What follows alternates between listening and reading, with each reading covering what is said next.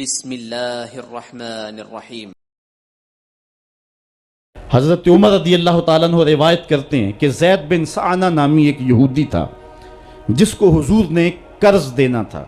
آقا کریم علیہ السلام دو جہاں کے مالک ہیں، لیکن حضور کا فقر اختیاری تھا۔ آقا کریم علیہ السلام کے گھر میں بسا اوقات کتنے دن چولہا نہیں جلا کرتا تھا۔ حضور ادھار لے کر کے لوگوں کی مصیبتوں کو بھی دور کرتے، اور گھر کا چولہا بھی بعض اوقات ادھار لے کے گرم کرنا پڑتا۔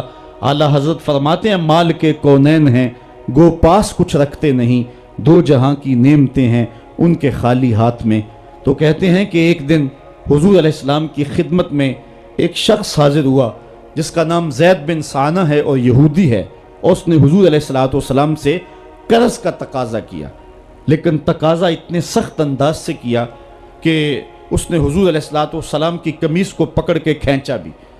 تو حضرت عمر رضی اللہ تعالیٰ عنہ نے جب دیکھا تو بڑے گھور کے اس کی جانب دیکھا اور اس کو پیچھے ہٹاتے ہوئے کہا کہ تجھے شرم نہیں آ رہی کہ اللہ کے رسول کے ساتھ کیسے سلوک کر رہا ہے اور میں تیرے سامنے موجود ہوں؟ تو حضرت نبی رحمت صلی اللہ علیہ وسلم نے حضرت عمر کو کہا، عمر مجھے تجھ سے اس بات کی توقع نہیں تھی۔ ذرا غور کیجئے حضور علیہ السلام کی اس سیرت کے انداز کو۔ ایک شخص آ رہا ہے اور حضور سے سختی کر رہا ہے، ابھی حضور کو قرض لٹانے کی جو تاریخ ہے اس میں بھی 4 دن باقی رہتے ہیں، اور وہ ناجائز سختی کر رہا ہے۔ حضرت عمر رضی اللہ تعالیٰ عنہ نے جب اس کو گھورا اور سختی کی تو حضور علیہ السلام نے فرمایا، عمر مجھے تیرے سے اس بات کی توقع نہیں تھی، تمہارا کام تو یہ تھا کہ مجھے حسن ادا کی تلقین کرتے کہ اچھے انداز سے قرض واپس کرو، اور اس کو جو ہے وہ نرمی کی تلقین کرتے، اور پھر آقا کریم علیہ السلام نے فرمایا اس کا قرض ادا کر دو، اور اے عمر جو تم نے اس کو گھورا ہے اس کے بدلے میں 20 وسق زیادہ کھجوریں بھی تم اس کو دو گے۔ تو زید بن سعنہ نے جب حضور علیہ السلام کی اس سیرت اور اس کردار کو دیکھا، اور حضرت عمر رضی اللہ تعالیٰ عنہ 20 وسق اس کو کھجوریں دے رہے تھے، تو اس نے حضرت عمر کو بتایا کہ میں یہودی ہوں اور میں نے تورات کے اندر نبی آخر الزمان کی شان اور عظمتوں کے بیان کو پڑھا ہے، یہ بات ابھی رہ گئی تھی، باقی ساری نشانیاں میں نے حضور میں دیکھ لی تھی، اب یہ نشانی رہ گئی تھی، آج میں نے یہ بھی دیکھ لی۔ اور پھر وہ حضور کی خدمت میں حاضر ہو کر اسلام کے دائرے میں داخل ہو کر حضور کا عبدی غلام بن۔ حضرت معاذ بن جبل رضی اللہ تعالیٰ عنہ فرماتے ہیں کہ ایک دن حضور گلی سے گزر رہے تھے اور میں ایک جانور کی کھال اتار رہا تھا، اور مجھے کھال اتارنے کا طریقہ نہیں تھا، مجبوراً مجھے کھال اتارنا پڑی۔ تو حضور گزرے تو مجھے دیکھا کہ معاذ بن جبل کو کھال اتارنا نہیں آ رہی، تو حضور رک گئے اور آقا کریم نے فرمایا، معاذ ٹھہرو ذرا میں تمہیں بتاتا ہوں کہ بکری کی کھال کیسے اتاری جاتی۔ اور آقا کریم آگے بڑھے اور حضور نے خود جو ہے وہ کھال اتاری، اور پھر مجھے فرمایا، معاذ ایسے کھال اتارا کرتے ہیں۔ آج ہم اپنے بڑے پن کو اور اپنی عظمت کو اس انداز سے لوگوں کے سامنے رکھنا چاہتے ہیں کہ ہم جو ہے وہ ٹشو کا ایک ٹکڑا بھی نہیں پکڑ سکتے، اور وہ بھی پکڑانے کے لیے ہمارے پاس ایک خادم موجود ہوتا ہے۔ لیکن آقا کریم علیہ السلام کی زندگی اور حضور علیہ السلام کی سیرت کی سادگی کا حسن اور جمال یہ ہے کہ حضور اپنے کپڑوں کو خود مرمت کر لیتے ہیں اور اپنے دیگر کام خود کرتے ہیں اور بطیب خاطر کرتے ہیں، اور اس میں کوئی چیز اپنے لیے شرمندگی کی محسوس نہیں کرتے ہیں۔ حضرت حسن رضی اللہ تعالی عنہ حضور علیہ السلام کے نواسے بھی ہیں اور آقا کریم علیہ السلام کی صحابیت کا شرف بھی پایا ہے۔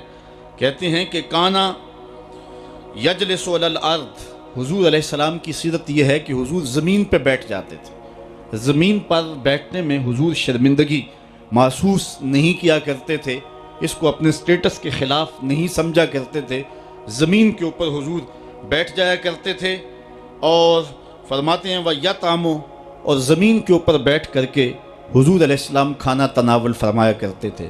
حضور کی عادت یہ تھی کہ آقا کریم جب بھی کھانا کھاتے تو حضور جھک کر کے کھانا کھاتے۔ فرماتے ہیں کہ میرے پاس ایک فرشتہ آیا جو کعبۃ اللہ کے صحن میں کھڑا تھا، اور اس کی کمر کعبۃ اللہ کی چھت کے برابر تھی، اتنا اس کا قد تھا، اور اس نے مجھے کہا کہ آپ اگر چاہیں تو آپ کو نبی اور بادشاہ بنا دیتے ہیں، اور آپ اگر چاہیں تو آپ کو عبد اور نبی بناتے ہیں۔ تو فرماتے ہیں کہ میں نے جبریل کو دیکھا اور جبریل مجھے اشارے سے تواضع کا حکم دے رہے ہیں، تو میں نے عرض کی کہ میں نبی اور عبد بننا چاہتا ہوں۔ تو جب یہ بات حضور نے کہی تو فرمایا عائشہ اگر میں نبی اور بادشاہ بنتا تو یہ جتنے بھی پہاڑ ہیں یہ سونا بن کے میرے ساتھ چلتے، لیکن میں نے اس بات کو اختیار نہیں کیا۔ اور اس کے بعد حضور علیہ السلام جب بھی کبھی کھانا کھاتے تو حضور جھک کر کے کھاتے، جس طرح مالک کی دہلیز سے خیرات ملتی ہے اور کوئی خادم اس کو جو ہے وہ شکرانے کے طور پہ جو ہے وہ انتہائی عجز کے ساتھ کھاتا ہے، ساری زندگی حضور نے کھاتے اور پیتے ہوئے تکیہ نہیں لگایا، ہاتھ میں پلیٹ پکڑ کے اکڑ کے یا ٹہل کر کے یا جو ہے وہ بالکل سیدھے ہو کے نہیں، تھوڑا سا جھک کر کے بغیر تکیے کے حضور علیہ السلام کھانا کھانا پسند فرمایا کرتے تھے، اور فرماتے میں اس طرح کھاتا ہوں جس طرح بندے کھاتے ہیں، اور میں اس طرح بیٹھتا ہوں جس طرح اس کے عبد اور اس کے بندے بیٹھتے ہیں۔ یہ حضور علیہ السلام کا طریقہ ہے۔ ایک دن آقا کریم علیہ السلام ایک چٹان کے اوپر بیٹھے تھے اور حضور علیہ السلام قدید کھا رہے تھے۔